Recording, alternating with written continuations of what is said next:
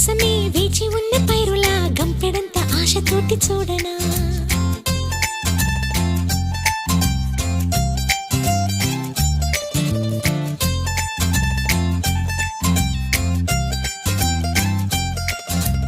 జోల పాట కోసం